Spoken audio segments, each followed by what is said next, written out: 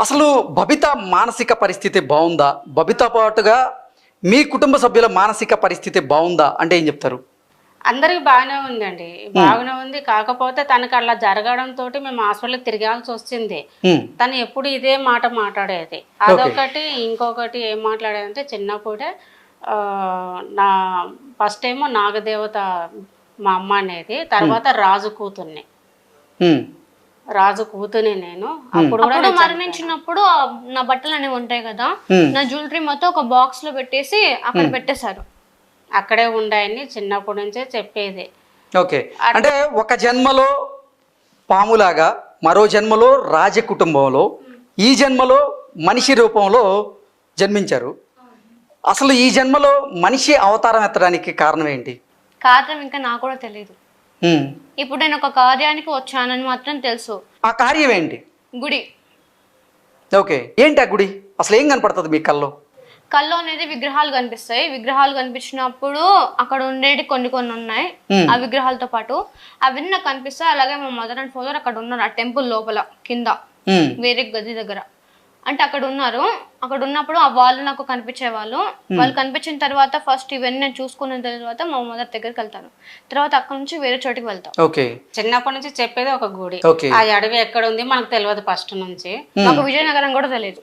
మాకు విజయనగరం అని తెలిసింది. వెళ్ళాము, చూసాము, తను గుర్తుపట్టింది. ఆ ప్లేస్ కూడా గుర్తుపట్టింది. అంటే అసలు తనకి కల్లో కనపడుతున్నటువంటి ఆ దృశ్యాలు విజయనగరంలో ఉన్నాయని, ఆ గుడి విజయనగరంలోనే ఉంది అంటూ ఎవరు చెప్పారు మీకు? తెలిసిన ఒక గురువు వల్ల, అంటే వేరే అన్నయ్య వాళ్ళతో నేను మాట్లాడాను, తెలిసిన అన్నయ్య తోటి. అంటే నేను ఇంతవరకు నేను ఎవరి దగ్గర నేను చూపించాను నేను పాపను. ఎవరు ఏ దేవుడు వస్తున్నాడు అంటే నేను వెళ్ళేదాన్ని కాదు. ఎప్పటికైనా తను చెప్పేది నిజమైతే కనుక ఆమె దారి చూపిస్తుంది, ఆమె నడిపించుకుంటుంది. అంతకుమించి నేను ఎక్కడికి తిరిగి నేను వేస్ట్ చేసుకోవాల్సిన అవసరం నాకు లేదని చెప్పేసి కామ్గా ఉన్నా. అంటే బబితకి కల్లో కనపడినటువంటి నాకు కల్లో కనిపించట్లేదు ఇంతవరకు. కనపడేది మీరు ఇప్పుడు మనం ఒక మూవీ చూస్తాం కదా, అలాగే నాకు విజువల్స్ కనిపిస్తాయి కానీ నేను ఎప్పుడు కల్లో కనలేదు. ఓకే, కళ్ళే కాదు, మీ కళ్ళ ముందు ఉన్నటువంటి దృశ్యాలు ఏవైతే ఉన్నాయో అవి ఆ గురువు గారికి ఎలా తెలిసింది? నేను చెప్పాను. మీరు చెప్తే ఆ గురువు గారికి తెలిసిందా? నేను ఫస్ట్ అతను నా దగ్గరికి వచ్చాడు కదా, వచ్చినప్పుడు అంటే నాకు ఎలా కనిపిస్తుందో అవన్నీ నేను అతనికి ఎక్స్ప్లెయిన్ చేశాను. మీకు తొందరలోనే నన్ను ఆ టెంపుల్ కి తీసుకుని వెళ్తానని కూడా నేను చెప్పాను ముందుగానే. ఆ తర్వాత అతను వెళ్ళాడు. అనుకోకుండా అన్ఎక్స్పెక్టెడ్ గా అక్కడ కాళికా మాత టెంపుల్ ఉందంటే కనుక దర్శనం చేసుకోవడానికి ఎవరైనా వెళ్తారు గురువు గారు అడ్రస్కి. అందులో కాళికా మాత భక్తుడు కాబట్టి వెళ్ళాడు. అంటే మీ కళ్ళ ముందు సాక్షాత్కరించేటువంటి ఆ దృశ్యాలు ఏవైతే ఉన్నాయో అవి ఇప్పుడు విజయనగరం జిల్లాలో ఉన్న ఒక అమ్మవారి గుడిలో ఉన్నాయా? అవును, ఉన్నాయి. ఓకే, వాటిని పోల్చుకోగలుగుతున్నారా మరి? వాళ్ళు టెంపుల్ కట్టేది కూడా 2014లో వచ్చి వాళ్ళు స్టార్ట్ చేశారు. అప్పుడే నాకు ఇక్కడ అమ్మవారి ఎక్కువ అయిపోయింది. మేము అడిగాం ఎప్పుడు ఇక్కడ మీరు స్టార్ట్ చేశారని కూడా అడిగితే గురువారు అడిగినారంట. అడిగితే కనుక 2014లో మేము ఇక్కడ వచ్చి మొదలు పెట్టాము. స్టార్ట్ చేసి అంతా అది అడవి అంట. అడవి మొత్తం సాఫ్ చేసుకొని వాళ్ళు ఆ గుడి కట్టడానికి మొదలు పెట్టారు. ఎప్పుడైతే అక్కడ వాళ్ళు అక్కడికి వెళ్ళి మొదలు పెట్టారో ఇక్కడ పాపకి ఎక్కువైతే వచ్చింది 2014లోనే పాపకు. అంటే భూగర్భంలో ఉన్నటువంటి ఆ గుడిని వెలికి తీసి ఆ గుడిలో పూజలు చేయాలనేదే మీ కార్యమా? ఓకే, దానికోసమే మానవ జన్మ ఎత్తినట్టుగా మీరు భావిస్తున్నారా? ఇంకా దాంతో పాటు ఇంకొన్ని విషయాలు ఉన్నాయి. అసలు మీరు పడుకున్న తర్వాత ఎంత లేపినా మీరు లేవరట. మీరు పడుకున్న తర్వాత ఏమవుతుంది అసలు మీకు? అంటే నేను చెప్పాను కదా టెంపుల్ ఉందని చెప్పేసి ఆ టెంపుల్కి వెళ్తాను. ముందు మా మదర్ అండ్ ఫాదర్ని కలుస్తాను. ఆ తర్వాత వేరే గృహాలకు వెళ్తాను, అది నాగలోకం సంబంధించింది. అక్కడికి వెళ్ళిన తర్వాత అక్కడ కొన్ని పనులు చేసుకొని వచ్చేస్తాను. ఓకే, అంటే ప్రతిరోజు పడుకోగానే ఇక మీ పేరెంట్స్ని కలవడం, అంటే నాగదేవతని నాగరాజుని కలవడం, మీరు నాగలోకంలోకి వెళ్ళడం, అక్కడ మీ కార్యాలన్నీ పూర్తి చేసుకొని మళ్ళీ భూలోకంలోకి తిరిగి వస్తారా? వస్తాను. కరెక్ట్గా 3 o'clock నేను ఇక్కడ ఉంటాను. అంటే ప్రతిరోజు పడుకున్న వెంటనే వెళ్ళిపోతారా? కొంచెం సమయం తర్వాత. ఒక్కోసారి ముందే పడుకోగానే 2 నిమిషాలకి నిద్రపోతుందా, ఆ తనకు ఒక పెయిన్ లాగా స్టార్ట్ అవుతుంది ఆ మైకం రావడానికి. ఆ మైకం వచ్చినప్పుడు ఇంకా పడుకుంటుంది. పడుకున్న తర్వాత తనకు మనం ఎంత పిలిచినా లేగదు. ఏమా నొప్పి ఎలా ఉంది, తగ్గిందా అని పిలిచినా కూడా పలకదనమాట. పలకనంటే తనంతకు నాకు అర్థమైపోతుంది. నార్మల్గా పడుకునేటోళ్ళకు పిలిస్తే లేస్తారు కదా ఎవరైనా, తను లెగదు. అప్పుడు మనకు తెలిసిపోతుంది. మన ఇట్లా స్వెట్ సైడ్లో పట్టుకున్నా తను లెగదనమాట. ఇంకా ఆ టైంలో మనం ఏం మాట్లాడము. తను వచ్చేంత వరకు కూడా మేము నా పక్కనే పడుకుంటుంది. ఎందుకంటే ఏ టైం ఎట్లా వస్తుందో తెలియదు కదా, తన మీద నేను చేయి వేసుకొనే పడుకుంటాను నేను. అట్లా జరుగుతూ ఉంటుంది. వెళ్ళిపోయిన తర్వాత మళ్ళీ తిరిగి వస్తుంది. తిరిగి వచ్చి పలానా చోట ఇది జరిగింది, ఇట్లా జరిగిందని నాకు చెప్తుంది. కొన్ని తను విజువల్స్ అనేది కనిపిస్తాయి కాబట్టి తను వెళ్ళిన దారిలో అవి నాకు చెప్తుంది. ఏదైనా కూడా చెప్పినప్పుడు ఏదైనా ఆ సమయం వచ్చినప్పుడు ఆ వ్యక్తిని కావచ్చు, వాళ్ళు కనపడినప్పుడు ఈ వ్యక్తిని నేను చూశాను అని చెప్తుంది. అసలు తను నాగలోకంలోకి వెళ్తుందని, గత జన్మలో వాళ్ళ తల్లిదండ్రుల్ని కలుస్తుంది అని మీరెలా గ్రహించగలుగుతున్నారు? అంటే తను ఎట్లా వెళ్తుంది అనేది మనకు తెలియదు. తను వెళ్తుంది, వెళ్ళినప్పుడు మనం పిలిస్తే పలకదు అనమాట. పలికినప్పుడు నువ్వు ఎక్కడికి వెళ్తున్నావు ఏంటి అంటే, ఎవరికైనా ఒక నిద్రపోయిన వరకు మనకు ఆత్మ అనేది వెళ్ళిపోతుంది. ఎవరికైనా కొంతమందికి అంటారు కదా, ఎవరైనా కూడా మన నిద్రపోయినప్పుడు అంటే వెళ్ళినప్పుడు అట్లా వెళ్ళినప్పుడు అంటే అంటే మన శరీరం అక్కడ ఉన్నప్పటికీ మన ఆలోచనలు మాత్రమే బయట తిరుగుతూ ఉంటాయి అంటారు. మీరు అక్కడే ఉంటారా, లేకపోతే అసలు మీ ఆలోచనలు మాత్రమే అక్కడికి వెళ్ళినట్టు మీకు అనిపిస్తుంటుందా, లేదా అసలు మీరే అక్కడికి వెళ్ళి నిజంగా వాటన్నింటినీ మీరు ఫేస్ చేసినట్లుగా మీరు భావిస్తూ ఉంటారండి? బాడీ ఉంటది, నా సోల్ అనేది అక్కడికి వెళ్ళిపోతుంది. ఓకే. తను ఎవరితో గొడవ పడినప్పుడు మాత్రము తను వంటి మీద గాయాలు కానేసి ఎవరైనా కొట్టుకున్నప్పుడు దెబ్బలు తాకితే వాపు వస్తుంది కదా, అట్లా వాపు కూడా వస్తుంది. అలా నాకు వచ్చేది. ఓకే. ఇప్పుడు నాగలోకంలోకి ఏ రూపంలో వెళ్తారు? సర్పరూపంలో. సర్పరూపంలో వెళ్తారు. మరి మీ శరీరం మీద గాయాలు ఎందుకు అవుతున్నాయి? అయితే అక్కడికి వెళ్ళినప్పుడు ఎందుకు అవుతున్నాయి కూడా నాకు కూడా తెలియదు. ఒక్కొక్కసారి నేను అక్కడికి వెళ్ళేదాన్ని, కొన్ని మాత్రమే నాకు గుర్తుంటాయి, మిగతా నాకు గుర్తుంటావు కూడా. అక్కడికి వెళ్ళి ఏం చేశానంటే నాకు కొన్ని మాత్రమే గుర్తుంటాయి, ఇంకొన్ని నాకు గుర్తుండవు. బబిత, ఇప్పటికీ మీరు నాగరాజుతో నాగదేవతతో మాట్లాడుతూ ఉంటారా? మరి ఆ గాయాలు ఎందుకైనాయో వాళ్ళని అడిగితే వాళ్ళు చెప్పరా? నేను ఇప్పుడు వెళ్ళి కనుక్కున్నా సరే నాకు అవి గుర్తుండట్లేదు. ఓకే. వాళ్ళు మీకు చెప్పినప్పటికీ మీరు మళ్ళీ మీకు మెలకువ వచ్చేసరికి అవన్నీ గుర్తుండట్లేదు అంటారు. కొన్ని మాత్రమే నాకు గుర్తుంటాయి, పర్టికులర్గా కొన్ని మాత్రమే. ఓకే. మీరు అసలు మీ కుటుంబ సభ్యులు తన శరీరం మీద కుబుసం వస్తుందని భావించి మీరు కానీ లేకపోతే ఎవరికి మేము చెప్పలేదండి. ఎందుకంటే చిన్నతనంలో పాపని యువతాలు చేసిన వాళ్ళు చాలా మంది ఉండరు. ఓకే. పాపకి ఇలా ఉందని కూడా మా అమ్మ వాళ్ళ తరపున మాత్రమే తెలుసు, మిగతా వాళ్ళకి ఎవరికి తెలియదు. ఇంకా తనకు అలా ఉన్నప్పుడు కూడా అన్నీ చూశాను, అన్ని హాస్పిటల్ తిరిగాను. 2023లో కూడా వెన్నపూసకు నీరు తీసి టెస్ట్ చేయించాము, బ్లడ్ టెస్ట్ చేయించాము, ఎంఆర్ఐ స్కానింగ్ కూడా చేయించినా కూడా అన్నింటిలో నార్మల్ వచ్చింది. డాక్టర్ కూడా అమ్మాయి డ్రామాలు ఆడుతుంది, నాటకాలు ఆడుతుంది కూడా డాక్టర్లు, లేడీస్ డాక్టరే, ఆమెనే మొక్క మీద అనేది లేదు మేడం 2014లో కూడా ఇట్లే జరిగింది, పాపకి ఇలా ఉండింది అంటే అప్పుడు కూడా అలాగే. బబిత ఎందుకు నాటకాలు ఆడుతుందని చెప్పి ఆ డాక్టర్ చెప్పారు? అది అసలు తను రిపోర్ట్స్ ఇట్లా ఈ టాబ్లెట్ వాడండి అంతే అని చెప్పేసి అసలు మన మాటని కూడా మాటనివ్వట్లేదు. ఆ డాక్టర్కి ఏం చెప్పారు మీరు? నేను చెప్పడానికి ప్రయత్నిస్తే ఆమె చిన్నప్పటి నుంచి నాటకం ఆడుతుందంటే ఇంకా మనం ఏం మాట్లాడతాం సార్? ఇప్పుడు డాక్టర్ ఏమన్నా అంత పిచ్చోడా ఏమన్నా నేను అడుగుతున్నా. అంటే టెస్ట్లన్నీ చేసిన తర్వాత డాక్టరు బబితకు బానే ఉంది, అన్ని టెస్టుల్లో కూడా నార్మలే వచ్చింది, కానీ బబిత కావాలనే ఇటువంటి నాటకాలు ఆడుతుంది అంటూ డాక్టర్ మీకు చెప్పారా? అవును. అంటే తల్లికి ఎంత బాధ అనిపిస్తుంది. ఇప్పుడు మీరే ఉండారండి, మీ బిడ్డను తీసుకొని వెళ్తారు, ఏదన్నా తనకి ఏ జబ్బు లేదు, మీరు అంతకల్లా తిరిగారు అంతమంది, ఇప్పుడు సడన్ గా ఒక డాక్టర్ ఒక మాట అంటే మీకు ఎలా అనిపిస్తుంది? మాట్లాడగలుగుతారా, లేకపోతే వాళ్ళతో గొడవ పడతారా, లేదంటే సైలెంట్ గా వచ్చేస్తారా? అంటే ఎందుకు నాటకాలు ఆడుతుంది అనేది కూడా డాక్టర్ చెప్పుంటారు కదా.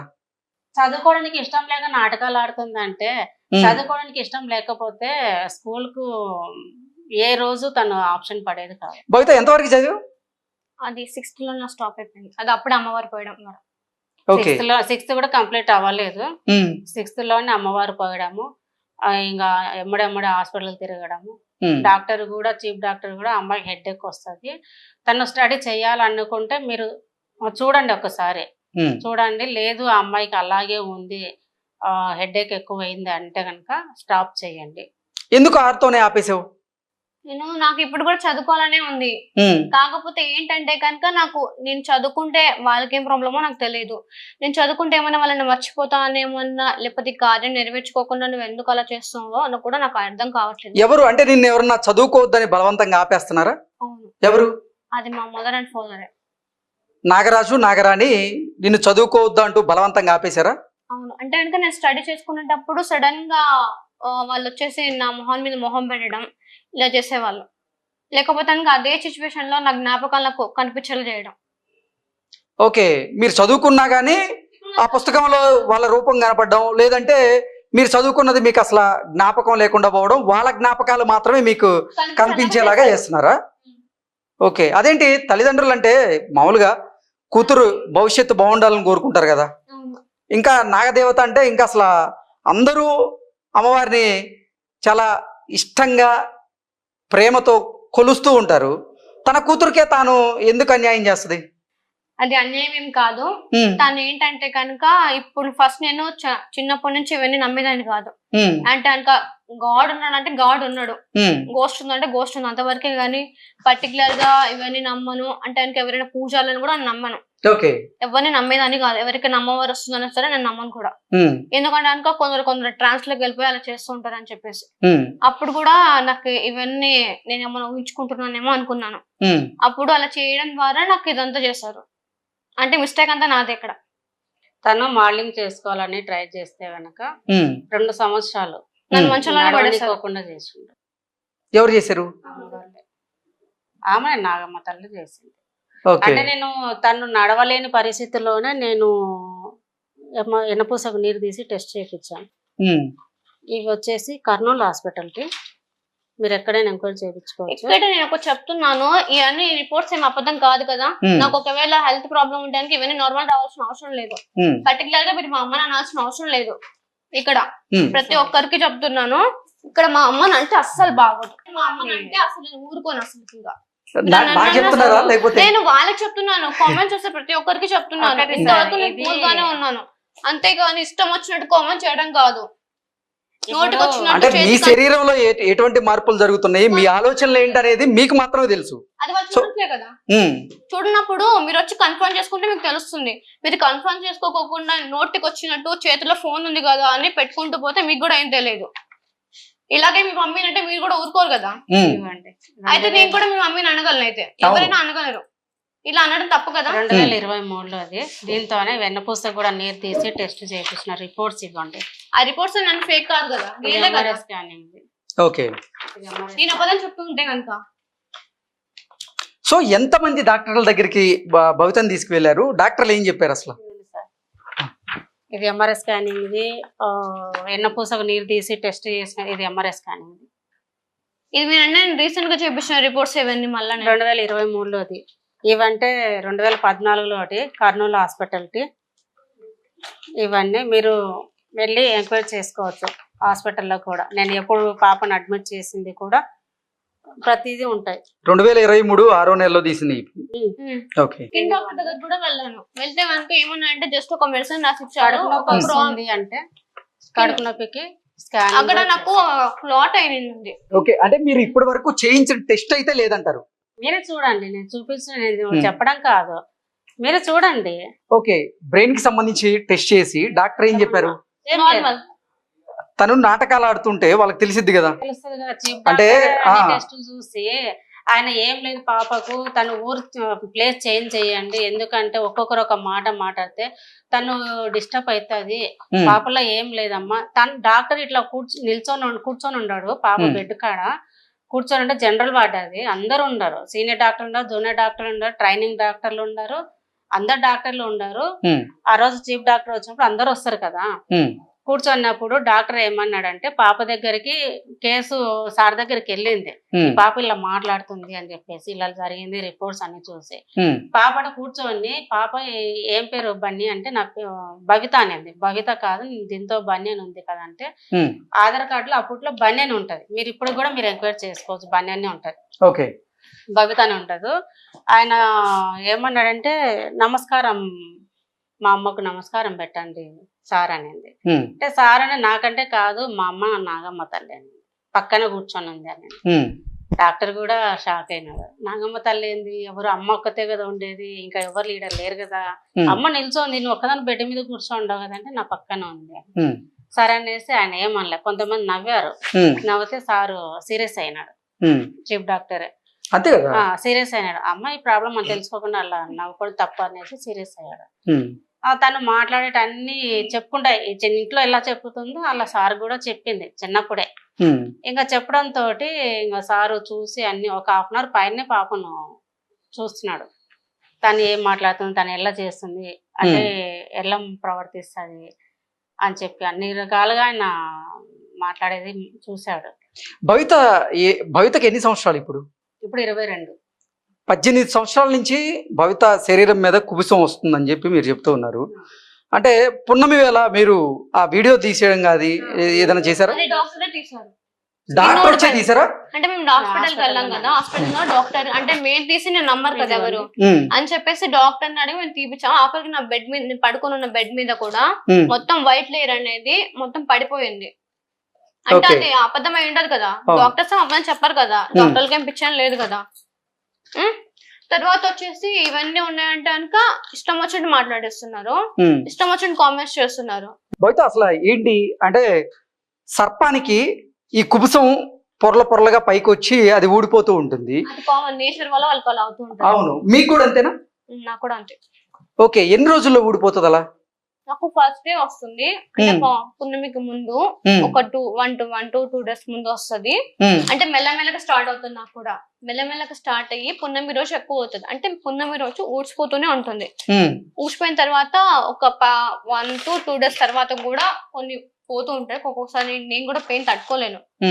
ఇంకొకరు ఏమని కామెంట్ చేస్తున్నా అంటే పాము తీసుకొచ్చి మెల్ల వేయండి, పెళ్లి చేయండి అంటున్నాను. మీకు అంతగా పెళ్లి చేసుకోవాలనుకుంటే మీరు చేసుకోండి.